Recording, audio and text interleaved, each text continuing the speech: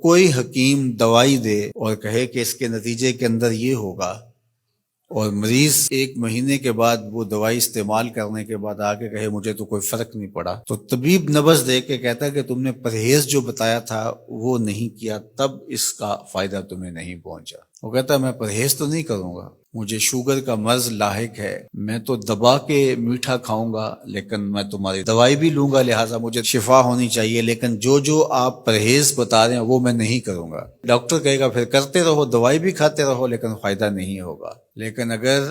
مریض مکمل پرہیز بھی کرتا ہے اور پھر دوائی بھی لیتا ہے تو اللہ شفا عطا کرتا ہے۔ اللہ نے روزے کا نتیجہ تقوی رکھا ہے، لیکن ساتھ یہ شرط رکھی ہے کہ تم ان امور سے رک جاؤ جن سے تمہارے رب نے منع کیا ہے، پھر لازمی نتیجہ یہ ہے کہ تمہارا دل تقوی کے نور سے جگمگا اٹھے گا۔ اور اگر پورا مہینہ روزہ رکھنے کے باوجود بھی اتقاء کا نور نصیب نہیں ہوتا اور دل کو باطن کو روشنی نہیں ملتی، تو پھر اس کا مطلب یہ ہے کہ ہم نے اللہ کا روزہ نہیں اپنی مرضی کا روزہ رکھا ہے، اپنی خواہشات کے مطابق بھوک کاٹی ہے، اس کا کوئی فائدہ نہیں۔ اور حضور علیہ السلام نے واضح دو ٹوک لفظوں میں ارشاد فرما دیا، من لم یدع قول الزور والعمل به فلیس للہ حاجۃ فی ان یدع طعامہ وشرابہ، جو ایسے امور کو نہیں چھوڑتا جن سے منع کیا گیا ہے تو پھر اس کے بھوکا اور پیاسا رہنے کی اللہ کو کوئی ضرورت نہیں۔ یہ خوراک بچاؤ مہم نہیں ہے کہ اللہ نے اس لیے روزہ فرض کیا ہے کہ تھوڑا خوراک بچ جائے، نہیں، بلکہ وَيُزَادُ فِيهِ رِزْقُ الْمُؤْمِنِ، ماہ سیام میں تو مومن کا رزق بڑھا دیا جاتا ہے۔ ہر شخص اپنا حساب لگائے تو اس مہینے میں اخراجات زیادہ ہوتے ہیں، تو یہ خوراک بچاؤ مہم نہیں ہے، بلکہ یہ تقوی کے حصول کا ذریعہ ہے مہینہ۔ اور اس پورے مہینے میں اگر ہم اپنے آپ کو بچائیں گے، اپنی زبان کو بچائیں گے، سب سے زیادہ جرائم گناہ ہماری زبان کرتی ہے، ہماری آنکھیں بھی گناہ کرتی ہیں، ہمارے ہاتھ بھی گناہ کرتے ہیں، ہمارے پاؤں بھی برائی کی جگہ پہ چل کے جائیں تو گناہ گار ہوتے ہیں، ہمارے کان بری چیزیں سنیں تو یہ بھی گناہ گار ہوتے ہیں، لیکن سب سے زیادہ گناہ ہماری زبان کرتی ہے۔ تو اس لیے ماہ سیام میں زبان کو کنٹرول کرنے کا کہا گیا۔ آقا کریم نے فرمایا جب تم سے کوئی الجھنا چاہے اور تم روزے سے ہو تو اسے کہو میں روزہ رکھا ہوا ہے، نہیں تم سے کوئی زیادتی بھی کرنا چاہے تم اس سے الجھو نہ، اور کہو انی امرؤ صائم، میں روزہ رکھا ہوا ہے۔ تو روزے کے اندر تو آپ اپنی زبان کو بچاتے ہیں اس احساس کے ساتھ کہ میں روزے سے ہوں۔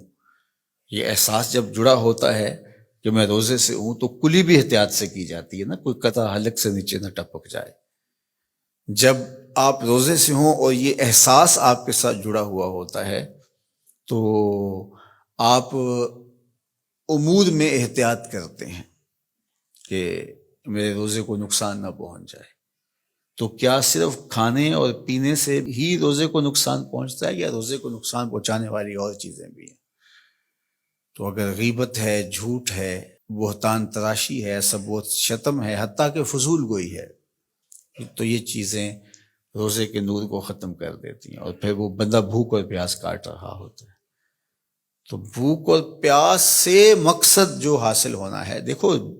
میں نے ابن عاشور کے حوالے سے کہا کہ کچھ چیزیں ہیں کہ ہمارا ذہن طے کر لیتا ہے اور ان سے دور رہنا ہمارے لیے مشکل نہیں ہوتا، جس طرح مردار ہے، خنزیر کا گوشت ہے، اور اس طرح کی بہت ساری چیزیں ہیں، ہزاروں ایسی چیزیں ہیں جس سے ہم بچتے ہیں، اور ان سے بچنے کے لیے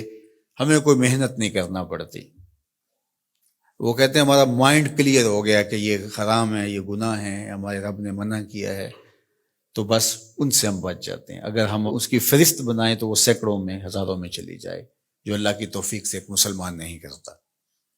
صرف اس احساس کے ساتھ کہ میں مسلمان ہوں، اور وہ نہیں کرتا۔ لیکن بہت ساری ایسی چیزیں ہیں کہ تم اس بات کو تسلیم کرتے ہو کہ ہم مسلمان ہیں، ہم نہیں کرنا چاہیے، لیکن اس کے باوجود تم کر رہے ہوتے ہو، تو ان ساری بیماریوں کا علاج روزہ ہے۔ تو اب روزہ بھی اگر ہم نے دیکھیے اور کوئی دوائی کارگر نہیں ہو رہی یہاں، تو یہاں روزہ چاہیے، اور اس دوائی کے ساتھ بھی اگر پرہیز نہیں کریں گے تو بیماری تو بڑھتی رہے گی، تو آہستہ آہستہ جو ہے وہ بیماری جڑ پکڑ جائے گی،